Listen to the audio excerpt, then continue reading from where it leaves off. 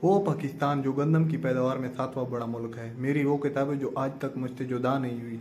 Class नहम से लेकर master तक सारा निसाब अभी तक मौजूद है, लेकिन ज़िंदगी ने जो सबक दिया वो इनमें से किसी किताब में नहीं। जो इन किताबों में पढ़ा ऐसा कुछ भी मेरी ज़िंदगी में नहीं।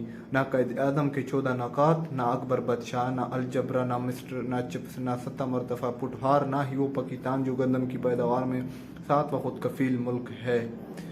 मुझे पैसे कमाने का तरीका तो बताया ना गया, बस फोटोसिंथेसिस का अमल पढ़ाते रहे। सारा दिन केमिस्ट्री के फार्मूले को रट्टा लगवाते रहे। खलान के हर चीज़ बनी बनाई मिलती है, वो भी पैसों से। तो पैसा कमाना तो किसी मास्टर ने नहीं सिखाया। बायोलॉजी की कितनी शाखें हैं, अगर याद ना हुआ तो फेल। लेकिन मुझसे कितने लोगों की उम्मीदें व बातें ये कहीं नहीं लिखा।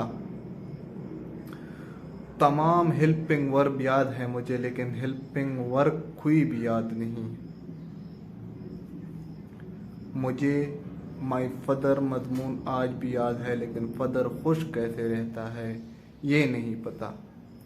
मैंने पढ़ा है कि पाकिस्तान में नमक के अपने बड़े बड़े पहाड़ है, लेकिन मुझे अपने इस पहाड़ का एक छोटा सा पत्थर 100 रुपये में मिलता है। सोचने लगा कि अपना असातिज़ा से पूछूं कि आपने जो पढ़ाया वो सही था। जब उस्ताद का दरवाज़ा खटखटाया तो आवाज़ आई कि वो मरदमशुमारी के लिए गए हैं।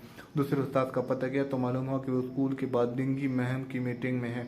तीसरे उस्ताद की तरफ गया, वो पोलियो मुहिम की तरफ गए हैं। यानी मेरे उस्तादों को असल मकसद से हटाकर दूसरे कामों में लगा दिया। फिर एक उस्ताद याद आया कि वो इस वक्त घर होंगे।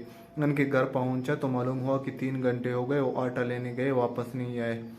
फिर मुझे समझ आ गया कि कुछ भी नहीं इन किताबों में जो मुझे 3 वक्त इज्जत की रोटी दे सके। इतनी किताबें पढ़ने का क्या फ़ायदा हुआ अगर मजदूरी ही करनी थी।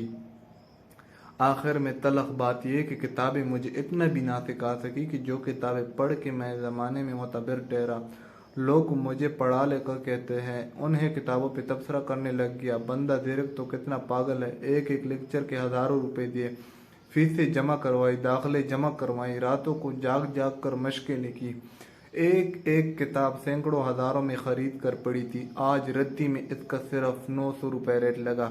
बहुत दुख हुआ मुझे कि इतना महंगा इल्म इतने सस्ते में कैसे बेच सकता हूँ, लेकिन क्या करता, रोटी कमाना तो सिखाया ही नहीं गया।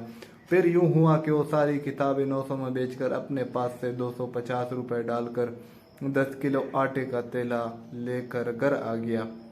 हजारों डिग्रियां लेकर इल्म पर दस्तरस पाकर